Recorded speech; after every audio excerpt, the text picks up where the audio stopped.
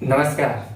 स्वागत है आप सभी लोगों का हमारे YouTube channel star GS hub में। हम लोग अपने इस चैनल के माध्यम से इकोनॉमी विषय पे बातचीत कर रहे थे और आज हम लोग इकोनॉमी पे एक नई टॉपिक के साथ चलेंगे और वो चैप्टर होगा, वो टॉपिक होगा हम लोगों का प्लान। इकोनॉमिक प्लानिंग क्या है, आर्थिक नियोजन क्या है, योजना के संबंध में हम लोग बातचीत करने वाले हैं। तो योजना के संबंध में जो हम लोग बातचीत करने वाले हैं, इस योजना से रिलेटेड हम लोगों को क्या क्या पढ़ना है, जरा उस मुद्दे पे हम लोग बात कर लेते हैं। हम लोगों की बातचीत क्या क्या चलेगी, पहले तो हम लोग देखेंगे कि जो योजना टॉपिक हम लोग पढ़ रहे हैं, प्लानिंग टॉपिक जो पढ़ रहे हैं, गवर्नमेंट का इकोनॉमिकल प्लानिंग जो टॉपिक पढ़ रहे हैं योजना के बारे में, इस योजना का उद्भव कहाँ से हुआ, योजना का उद्भव कहाँ से हो रहा है, उद्भव। इसके बाद हम लोग देखेंगे योजना का परिभाषा क्या है, योजना का परिभाषा क्या है, परिभाषा के बारे में। फिर हम लोग जानेंगे कि जो योजना हम लोग पढ़ रहे हैं, इस योजना के प्रकार कौन कौन से हैं, और उसके बाद हम लोग जानेंगे जिस योजना टॉपिक को पढ़ रहे हैं उस योजना का बैकग्राउंड क्या है, बैकग्राउंड क्या है, इसके बारे में हम लोग देखेंगे बैकग्राउंड। तो यहाँ हम लोग 1934 से लेकर 1951 तक की परिस्थितियों के बारे में बातचीत करेंगे। 1951 की परिस्थितियों के बारे में बातचीत करेंगे। फिर हम लोगों की जो बातचीत चलेगी वो स्पेशल योजना आयोग से संबंधित चलेगी। योजना आयोग जैसे हम लोग पढ़ लेंगे वैसे हम लोग एनडीसी के बारे में पढ़ेंगे, राष्ट्रीय विकास परिषद के बारे में पढ़ेंगे, यानी कि जिसको हम लोग कहते हैं एनडीसी, जो इस समय अस्तित्व में नहीं है। नेशनल डेवलपमेंट काउंसिल इस समय अस्तित्व में नहीं है। फिर हम लोग पढ़ते हैं इस टॉपिक में नीति आयोग के बारे में, नीति आयोग के बारे में पढ़ते हैं। नीति आयोग के बारे में ये क्या है, NITI Aayog national institution for transforming India commission क्या है, इसके बारे में बताऊंगा। फिर मैं आपको बताऊंगा योजना आयोग बनाम नीति आयोग के बारे में हम लोग जानेंगे। योजना आयोग बनाम नीति आयोग योजना आयोग बनाम नीति आयोग के बारे में जानेंगे कि योजना आयोग को हटाने का इंटेंशन क्या था सरकार का, और नीति आयोग को लाने का इंटेंशन सरकार का क्या था। फिर हम लोग पढ़ेंगे भारत में पंचवर्षीय योजना के बारे में। भारत में पंचवर्षीय योजना के बारे में हम लोग बातचीत करेंगे, और ये पंचवर्षीय योजना जो होगा हम लोग 1951 से 56 से लेकर, यानी कि पहली पंचवर्षीय योजना से लेकर हम लोगों को लास्ट में 12वीं पंचवर्षीय योजना तक चलना है, यानी कि 2012 से 2017 तक की कहानी को जानना है। क्या है 1991 पहली पंचवर्षीय योजना से लेके आखिरी पंचवर्षीय योजना तक की कहानी पे बातचीत करेंगे हम लोग। इसके बाद हम लोगों का जो टॉपिक चलेगा वो इसी पंचवर्षीय योजना के बीच में 1992 के समय आते समय देखेंगे हम लोग भारत के प्रधानमंत्री जब नरसिम्हा राव जी आएंगे और वित्त मंत्री के रूप में मनमोहन सिंह जी आएंगे, तो एलपीजी को लेकर आते हैं, लिबरलाइजेशन, प्राइवेटाइजेशन, ग्लोबलाइजेशन के बारे में। तो हम लोग जानेंगे एलपीजी के बारे में करेंगे बातचीत, यानी कि जिस चैप्टर को हम पढ़ने चल रहे हैं उस चैप्टर को इतने भागों में तोड़ के अगर पढ़ा जाए तो हमारे हिसाब से इस चैप्टर से रिलेटेड हर मुद्दों को आप कवर कर लेंगे, और चपरासी से लेकर आप कलेक्टर तक का एग्जाम देते रहिए। इस टॉपिक के अलावा शायद कोई टॉपिक नहीं बनता है, शायद कोई बिंदु नहीं बनता है इस चैप्टर से रिलेटेड। तो हम लोग शुरू करते हैं अपनी बातचीत को। सबसे पहले हम लोग शुरू करेंगे योजना आयोग का उद्भव ये कहाँ से हो रहा है, फिर इसकी परिभाषा जानेंगे, इसके प्रकार को जानेंगे। तो हम आपको बता दे रहे हैं, हम लोग जो पढ़ेंगे उन बातों को, ये इतनी सारी बातों को हम लोग जो पढ़ेंगे एक टॉपिक करके हम लोग पढ़ेंगे। हम लिखे रहेंगे पार्ट 1 में पढ़ेंगे, क्योंकि ये थोड़ा बड़ा वीडियो बनेगा इसलिए इसको पार्ट 1 कर दे रहे हैं हम। उसके बाद हम इतनी सारी बातों को पार्ट 2 में बताएंगे। ये सारी बातें पार्ट 2 में आएंगी, पार्ट 2 का वीडियो देखेंगे तो आपको मिलेगा। और ये बातें आपको पार्ट 3 की वीडियो जब देखेंगे आप, यानी कि प्लानिंग से संबंधित हम 3 पार्ट में वीडियो को लेकर के आएंगे। पहली पार्ट में आप इतनी सारी बातों को कवर कर पाएंगे, दूसरी पार्ट में आप इन बातों को कवर करेंगे और तीसरी बात में आप इन बातों को कवर करेंगे। तो हम चल रहे हैं अपने टॉपिक की शुरुआत करने और बताता हूँ योजना आयोग का उद्भव कहाँ से हुआ और क्या है इसका परिभाषा और क्या है इसका प्रकार। करते हैं इन मुद्दों पे आपसे बातचीत। तो देखते हैं हम लोग पहले योजना आयोग का उद्भव कहाँ से हो रहा है। विश्व में कौन सा ऐसा देश है जो योजना आयोग से संबंधित बातों पे शुरुआत कर रहा है। तो देखते हैं हम लोग योजना आयोग का पहले हम लोग पढ़ते हैं उद्भव। हम लोग क्या पढ़ने चल रहे हैं, इसके उद्भव के बारे में हम लोग देखते हैं। उद्भव हमने हेडिंग डाल दिया और उद्भव से रिलेटेड मुद्दों पे करता हूं आपसे बातचीत। तो सबसे पहले अगर देखा जाए पूरे विश्व के नजरिए से अगर देखा जाए तो इस योजना शब्द के बारे में सबसे पहले विश्व को जानकारी देने वाला जो देश था उस समय का वो यूएसएसआर था। पूर्व सोवियत संघ ने सबसे पहले 1924 में, सबसे पहले अगर देखा जाए तो 1924 में सर्वप्रथम योजना शब्द का उद्भव, योजना शब्द का उद्भव कहाँ से हो रहा है, तो हम कहेंगे यूएसएसआर से हो रहा है। इस यूएसएसआर से योजना शब्द का जो उद्भव हो रहा है, ये साम्यवादी नियोजन के बारे में संपूर्ण विश्व को परिचित कराने का काम किया।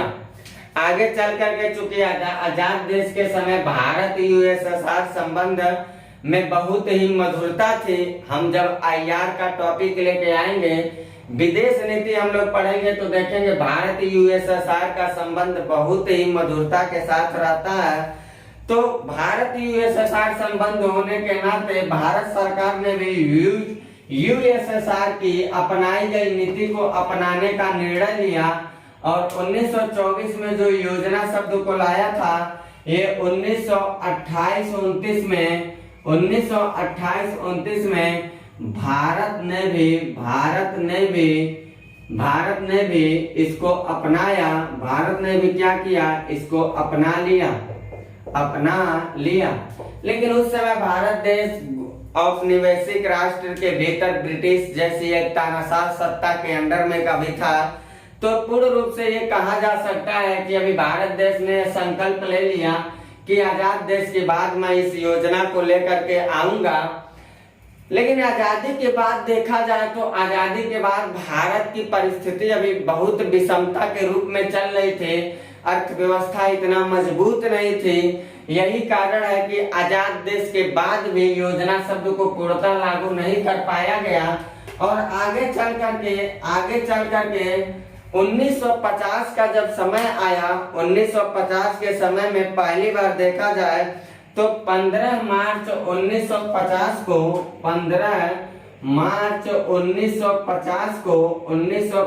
को भारत द्वारा योजना आयोग का गठन किया गया। भारत में क्या किया गया, योजना आयोग का गठन किया गया। अब योजना आयोग का जब गठन हो गया तो योजना आयोग के गठन के बाद, योजना आयोग की स्थापना के बाद भारत सरकार ने तमाम तरह से अपनी नीतियों में परिवर्तन लाया जो भारत की अर्थव्यवस्था और जनता के सर्वांगीण विकास के लिए लाभदायक हो। ऐसी कुछ नीतियों का भारत सरकार ने प्रतिपादन कर रहा है। तो हम लोग देखते हैं योजना का जो उद्भव हो रहा है, ये 15 मार्च 1950 जो मैं लिखा हूं ना, ये 15 मार्च 1950 को योजना आयोग का गठन हो चुका है। हम लोग इसको आगे पढ़ेंगे, अभी मैं बताया हूँ योजना आयोग पढ़ाते समय मैं बताऊंगा। अभी मैं बस आपको ये बताया विश्व से लेकर भारत तक के सफर में योजना का उद्भव किस रूप में किया जा रहा है। अब मैं बातचीत आपसे करने चल रहा हूँ कि योजना जो है, इस योजना के कौन कौन से प्रकार हैं, विश्व में कौन कौन सी योजनाओं का संचालन किया जा रहा है। तो जरा उन मुद्दों पे हम लोग करते हैं बातचीत। यानी कि हम लोगों का जो बातचीत शुरू होने जा रहा है वो योजना के प्रकार से रिलेटेड मुद्दों पे होगा। तो देखिए इधर अभी हम लोगों ने ये देखा कि योजना आयोग का उद्भव कैसे हुआ। अब हम लोग देखने चल रहे हैं इस योजना आयोग के प्रकार कौन कौन से हैं। तो इसके बारे में मैं बातचीत करता हूँ। इसके अलावा भी कुछ अतिरिक्त प्रकार हैं, उसके भी बारे में मैं बातचीत करता हूँ। लेकिन उससे पहले उद्भव तो मैंने बता दिया, लेकिन मैं ये बता दूं कि आखिर ये योजना है क्या। योजना है क्या, जरा इसके बारे में मैं एक शब्द आपको बताना चाहूंगा। मान लीजिए कोई भी साधक हो, कोई भी साधक के द्वारा जब किसी साधन के माध्यम से, किसी भी साधक के द्वारा यानी किसी व्यक्ति के द्वारा कोई भी साधन का प्रयोग किया जा रहा है, किसी भी साधन का माध्यम लिया जा रहा है, सहारा लिया जा रहा है, और उस साधन के माध्यम से एक निश्चित समय अवधि में वो अपने लक्ष्य को, अगर अपने साध्य को प्राप्त कर लेता है, वही नियोजन कहलाएगा, वही नियोजन कहलाता है, वही योजना कहलाता है। यानी कि हम ये कह सकते हैं एक साधक के द्वारा अपने साधन के माध्यम से एक निश्चित समय अवधि में अपने साध्य को प्राप्त कर लेना ही योजना कहलाता है। एक साधक के द्वारा यानी कि किसी व्यक्ति के द्वारा अपने साधन का प्रयोग करके, यानी कि उसके पास जो इंस्ट्रूमेंट है उसको यूज करके, पढ़ने वाला है तो कॉपी किताब का यूज करके, मशीन बनाने वाला औजार का यूज करके, जिस भी मामले में हो अपने साधन का प्रयोग करें और उस साधन के माध्यम से एक निश्चित समय अवधि निर्धारित करें, टारगेट करें और उस निश्चित समय अवधि में अपने लक्ष्य को प्राप्त कर ले, वही योजना कहलाता है। तो योजना की परिभाषा को आप ऐसे ही याद रखिएगा कि किसी साधक के द्वारा अपने साधन के माध्यम से एक निश्चित समय अवधि में लक्ष्य का प्राप्ति करना, साध्य को प्राप्ति करना, दैट इज कॉल्ड प्लानिंग। हम लोग देखते हैं योजना के प्रकार के बारे में करते हैं बातचीत। तो योजना के बहुत सारे प्रकार वैश्विक धरातल पे देखे जाते हैं। उन समस्त प्रकारों में लगभग 7 से 8 तरह के प्रकार को हम लोग पढ़ेंगे, जो हम लोगों के परीक्षा के नजरिए से अति आवश्यक होते हैं जानना। पहला है, मैंने लिखा है आदेशात्मक योजना। ये आदेशात्मक योजना जो है, ये आदेश के माध्यम से प्रयोग किया जाता है। चीन के द्वारा इसे सबसे पहले अपनाया गया था।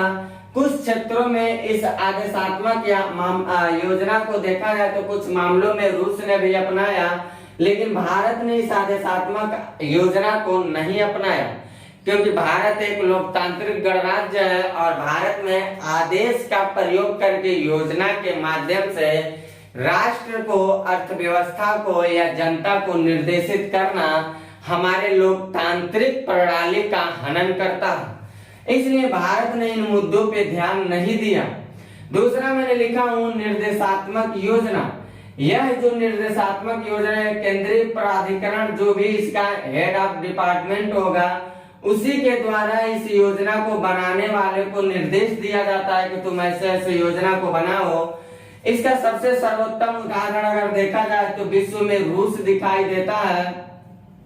और मान लीजिए इस निर्देशात्मक योजना में अगर किसी प्रकार की कोई गलती हो जाती है तो गलती हो जाने के बाद सुधार की भी रास्ता बताए गए हैं, सुधार किया जा सकता है।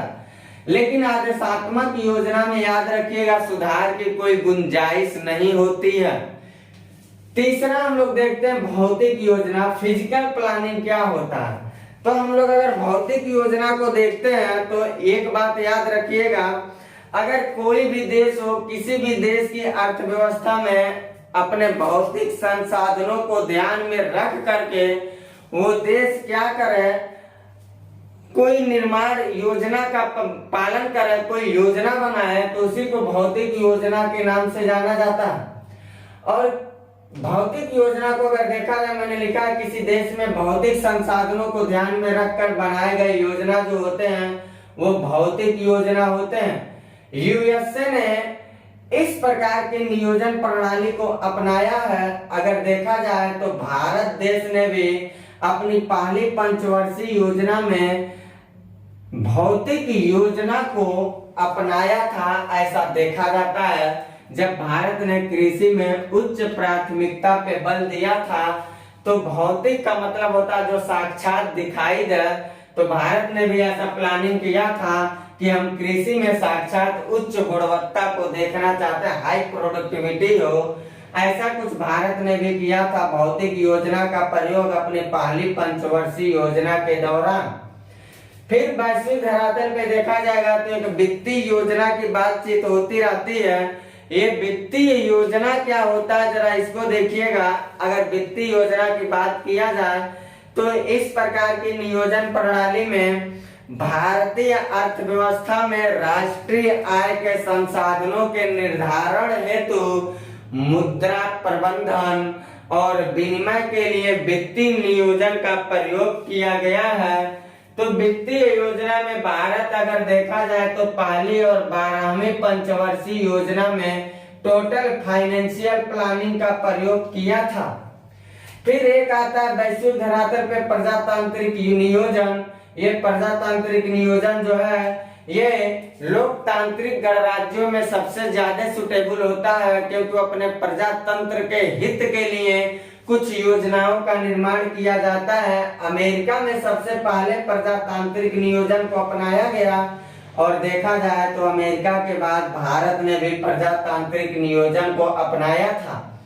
फिर एक योजना मैंने लिखा है प्रोत्साहन योजना। ये प्रोत्साहन योजना में क्या किया जाता है, प्रोत्साहित किया जाता है जो सेकेंडरी सेक्टर के लोग होते हैं या जो प्राइमरी सेक्टर के लोग होते हैं, चाहे किसान हो चाहे औद्योगिक हो, उनको प्रोत्साहित किया जाता है। और भारत में देखा जाए तो 8वीं पंचवर्षीय योजना के समय जब थीम था मानव संसाधन का विकास करना, तो इस मानव संसाधन के विकास में हमने प्रोत्साहन योजना को अपनाया था। इसके अलावा अगर देखा जाए तो वैश्विक धरातल पे प्रोत्साहन योजना के बाद केंद्रीयकृत योजना दिखाई देता है, विकेंद्रीकृत योजना दिखाई देता है, परिदृश्यात्मक योजना दिखाई देता है और एक सांकेतिक योजना दिखाई देता है।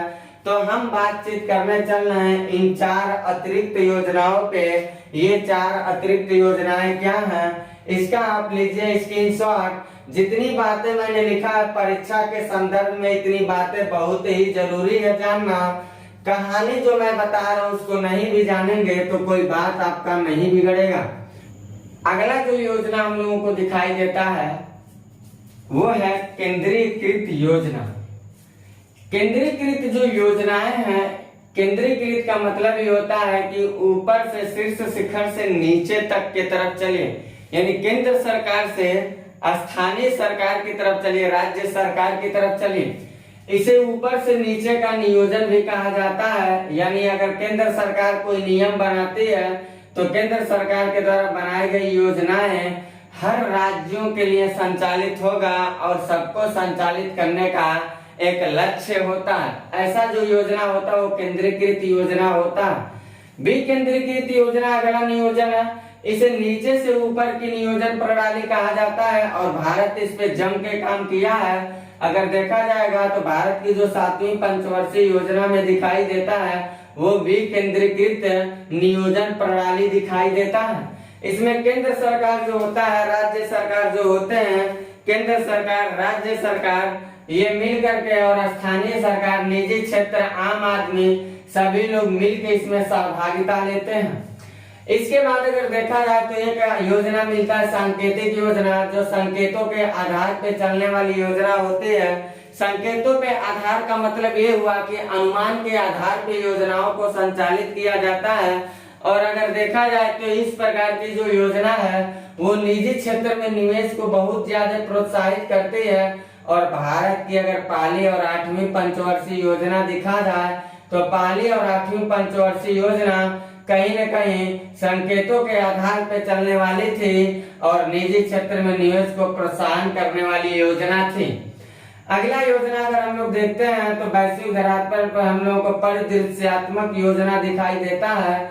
और अगर देखा जाए तो इस परिदृश्यात्मक योजना को भारत ने भी स्वीकार कर लिया है। इसका मतलब ये होता है कि कोई भी वर्तमान की सरकार जो चल रही, किसी भी देश की वर्तमान की सरकार जो चल रही है, अगर वो सरकार अपने देश के हित के लिए 20-25 वर्ष पहले की बात सोच ली है कि हमें क्या क्या करना है, ऐसी योजनाएं परिदृश्यात्मक नियोजन कहलाती है। और देखा जाए तो भारत ने जो पंचवर्षीय योजना पहले संचालित होती थी भारत में, 2012 से 2017 अंतिम पंचवर्षीय योजना भारत में चला है। और 1 अप्रैल 2017 से 31 मार्च 2032 तक यानी कि 15 वर्षों की भावी भविष्य के बारे में सोच के इस परिदृश्यात्मक योजना का पालन किया जा रहा है। यानी भारत में कहा जाए तो पंचवर्षीय योजना को हटा के अब 15 वर्षीय योजनाओं का लक्ष्य रखा गया है।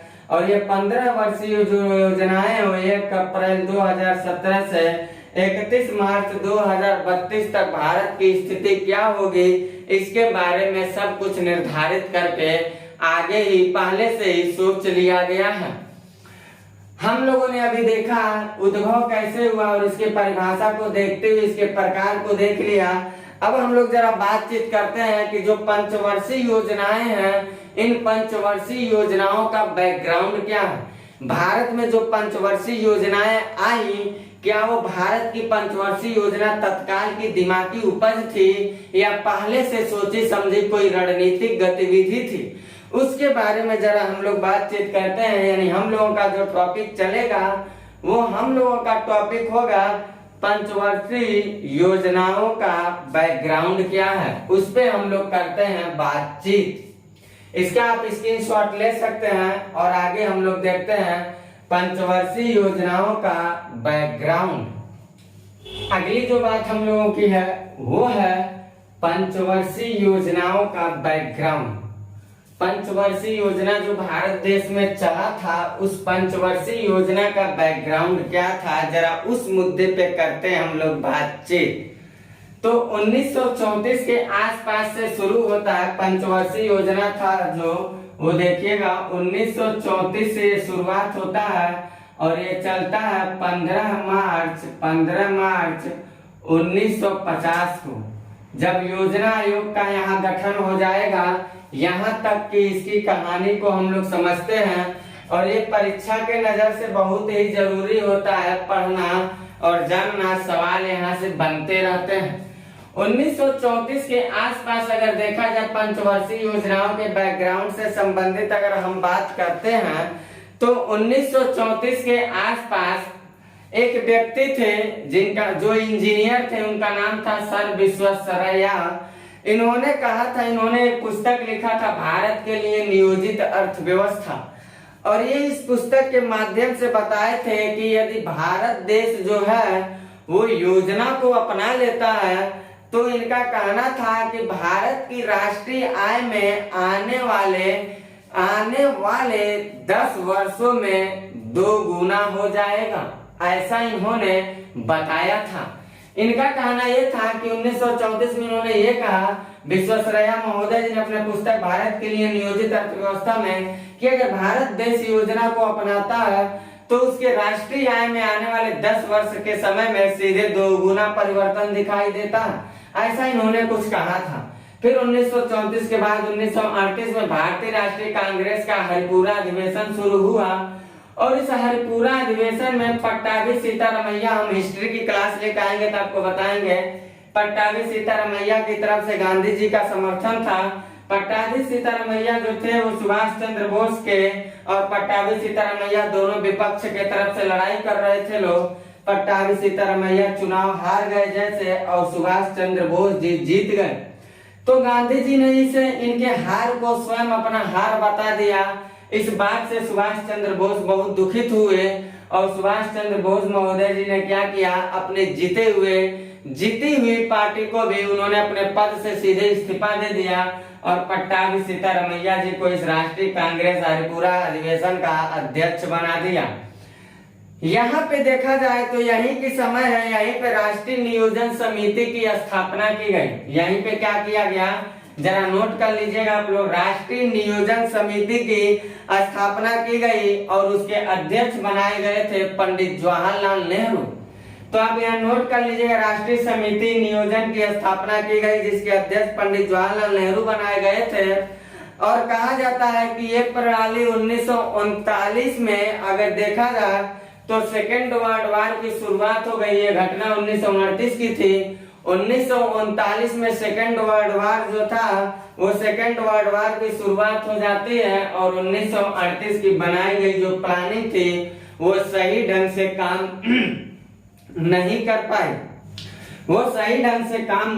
पाई। ये बात जरा समझिएगा आप लोग कि राष्ट्रीय कांग्रेस का हरिपुरा अधिवेशन में पट्टाभी सीतारामैया जी का हार होता है।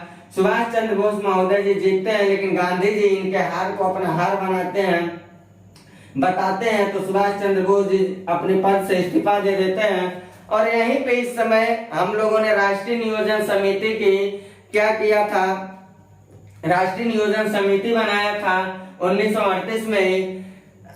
लेकिन राष्ट्रीय नियोजन समिति जो बनी थी 1939 में सेकेंड वर्ल्ड वार की शुरुआत होने के बाद सफल ना हो सके।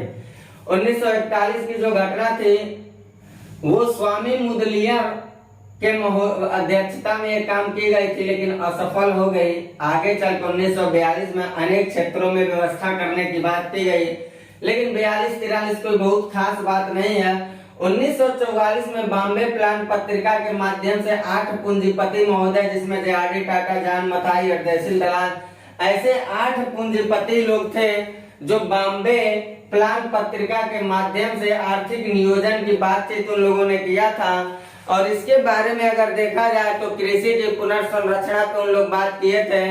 अनिवार्य उन लोगों ने उपभोक्ता उद्योग के विकास पे बातचीत किया था। ग्रामीण क्षेत्रों में तेजी से विकास करने की बातचीत किए थे। ऐसे करके कुछ मुद्दों पे उन लोगों ने बातचीत किया था 1944 में। 1946 में केसी नियोगी महोदय जी की अध्यक्षता में प्लानिंग बोर्ड की स्थापना की गई। 1947 का जो दशक था ये लिख लीजिएगा, आर्थिक प्रोग्राम समिति की स्थापना की गई और अध्यक्ष बने जवाहरलाल नेहरू। ठीक इसी को आगे पुनर्निर्माण किया गया था 1948 में और 1948 में आर्थिक कार्यक्रम आयोग की स्थापना किया गया था जिसके अध्यक्ष फिर जवाहरलाल नेहरू जी ही बने। 49 का जब समय आया तो आर्थिक सलाहकार परिषद की स्थापना किया गया और इन तमाम प्रयासों के बाद 15 मार्च 1950 को भारत के लिए योजना आयोग का गठन किया गया। और ये योजना आयोग जो था, ये योजना आयोग भारत के तमाम योजनाओं के बारे में सिफारिश करना, राज्यों को अनुदान देने की सिफारिश करना, तमाम सारे आर्थिक गतिविधियों में भागीदारी लेने लगा, जिसको स्पेशल हम लोग अभी योजना आयोग टॉपिक के अंतर्गत पढ़ेंगे। क्या है योजना आयोग? ये जो योजना आयोग के बारे में पढ़ेंगे, इस योजना आयोग को वर्तमान समय में है नहीं, इसकी सहायक के लिए एनडीसी को लाया गया था, नेशनल डिपार्टमेंट कमीशन की बात की गई, राष्ट्रीय विकास परिषद काउंसिल की बात की गई थी, लेकिन वो एनडीसी इस समय है नहीं। तो योजना आयोग भी नहीं है, एनडीसी भी नहीं है, लेकिन हम लोग योजना आयोग एनडीसी दोनों से रिलेटेड बातों को पढ़ेंगे। वर्तमान में योजना आयोग का जो जगह लिया है वो नीति आयोग लिया है, national institution for transforming India. तो हम लोग उस पर भी बातचीत करेंगे। तो हम लोगों की क्लास आज यहाँ तक रहती है, पंचवर्षीय योजना के बैकग्राउंड तक। अगली क्लास में मिलते हैं तो आप लोग योजना आयोग को, आप लोगों को योजना आयोग के बारे में बताता हूँ। और योजना आयोग के बारे में बता के मैं आपको राष्ट्रीय विकास परिषद और आपको नीति आयोग के बारे में हम बातचीत करेंगे आपके समक्ष। और जैसे इन मुद्दों पे बातचीत हो जाएगा तो स्पेशल हम पंचवर्षीय योजना और एलपीजी के बारे में बताऊंगा। तब तक के लिए लेता हूँ आपसे इजाजत। आप लोग थोड़ा मेरे चैनल को भी ज्यादा से ज्यादा लाइक शेयर सब्सक्राइब करते रहिए। लाइक नहीं आ रहा वीडियो का, सब्सक्राइब नहीं बढ़ रहे हैं, तो आप लोग जरा बढ़ाते रहिए, मेरी मनोबल बढ़ती रहे और कुछ अतिरिक्त आपके लिए करता रहूं। तो लेता हूँ इजाजत, मिलते हैं अगली वीडियो में। Bye, best of luck.